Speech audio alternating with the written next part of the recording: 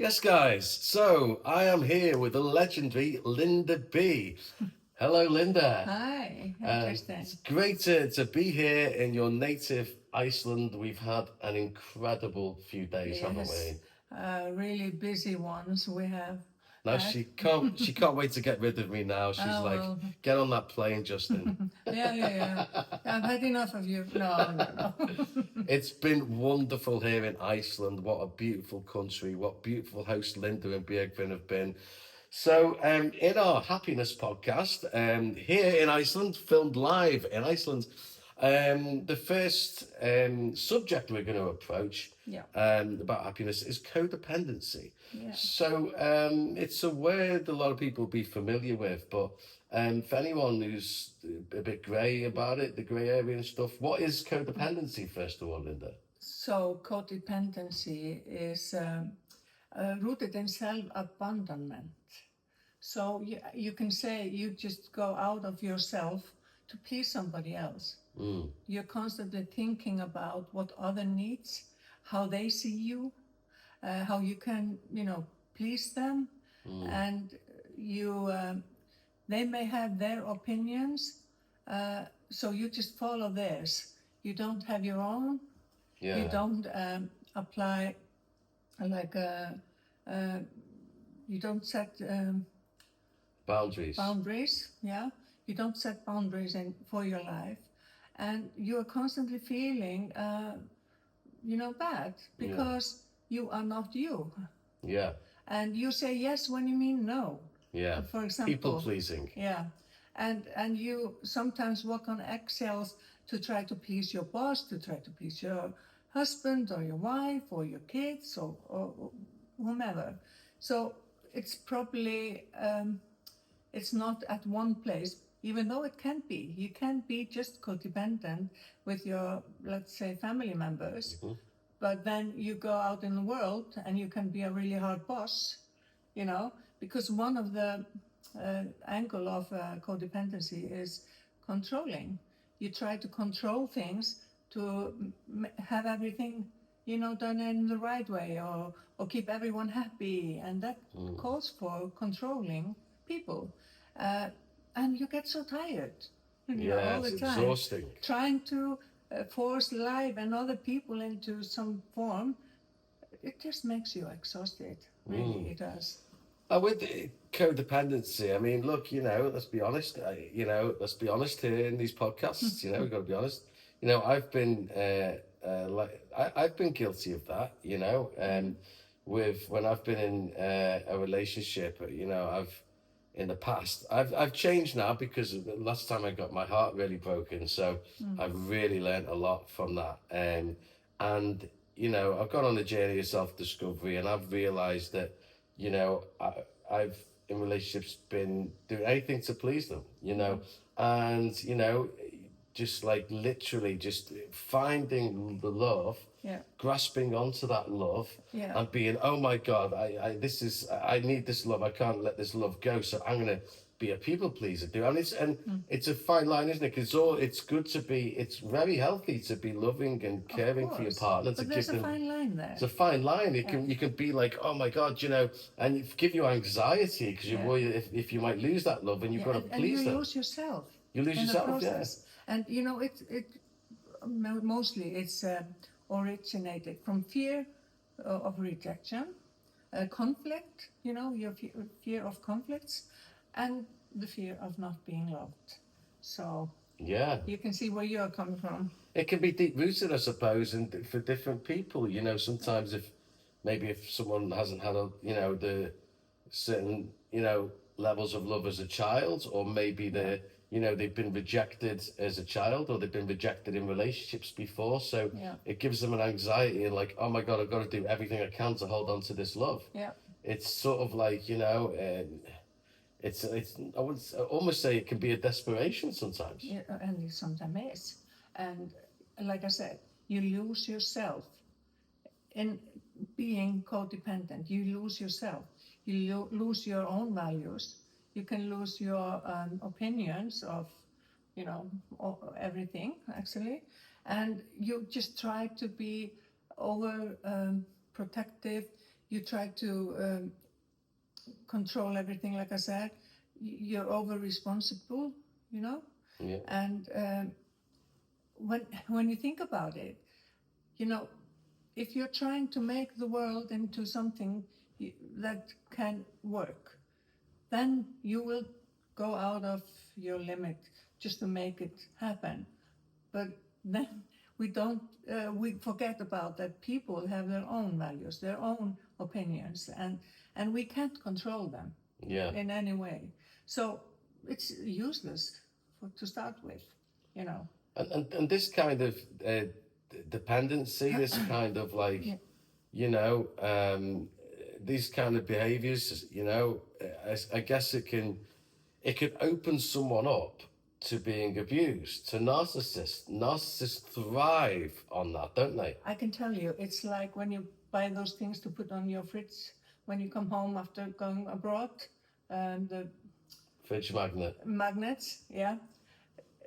A narcissist and a codependent person, they just find each other just like that. When you put the magnet near to the fridge, you can see how it...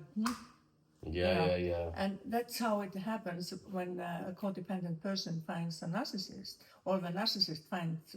It's probably more the narcissist finds its victim, really. Yeah. The one he can control, the one who's not going to say no, who's not going to have his own opinions, They'll do anything no to please boundaries them. at all. Yeah, do anything to please them. So if people, if the ones that are listening now, if you find yourself in a role like that, please get help, because the best thing you can do for yourself is to have your own life, not to lose yourself. Really. And at the same time, as well as the codependency, putting yourself in that position, opening yourself up to abuse and narcissists, at the same time, it's not very attractive. And I guess if someone is doing anything to please you, it can scare someone away, or it can, I suppose... Not a narcissist.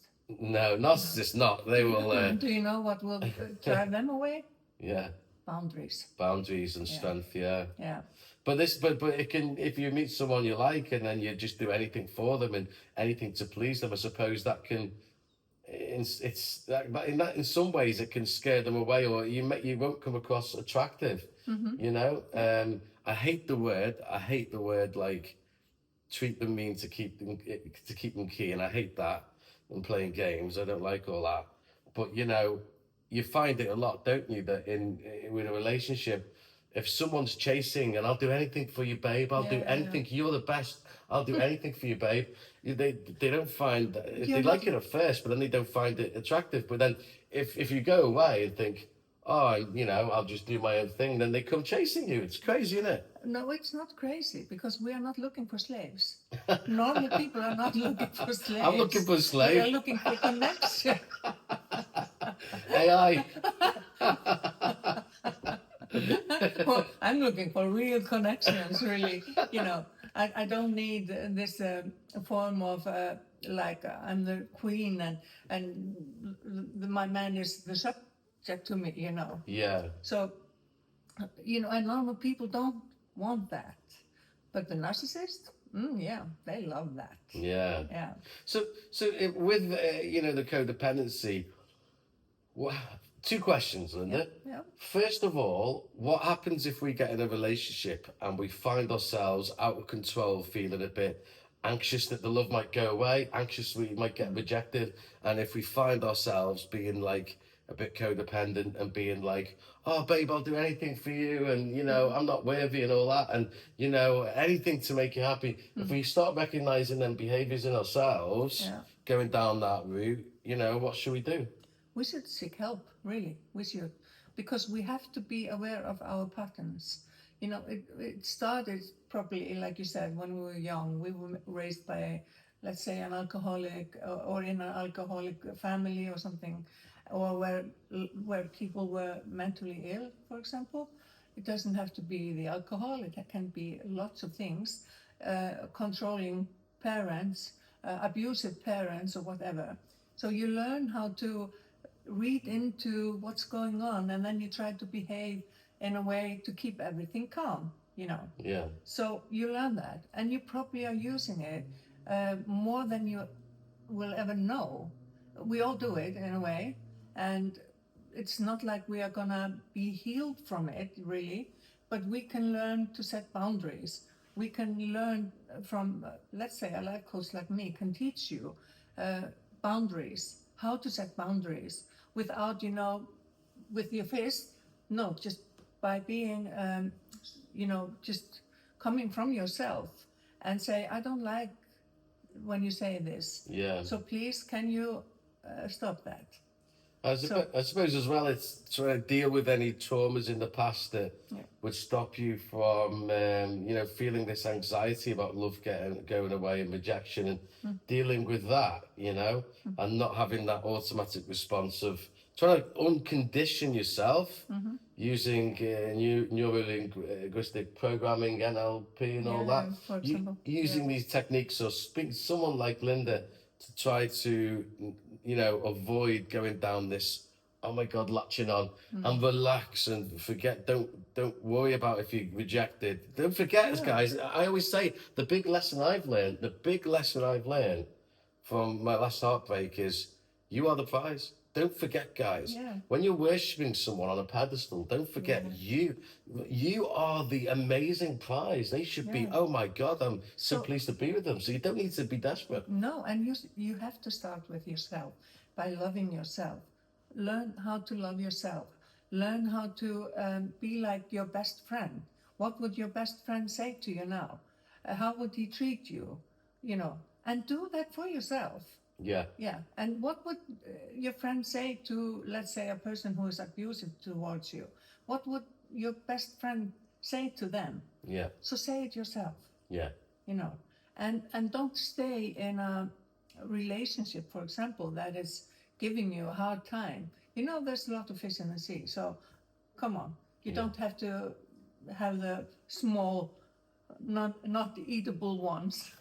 Like me.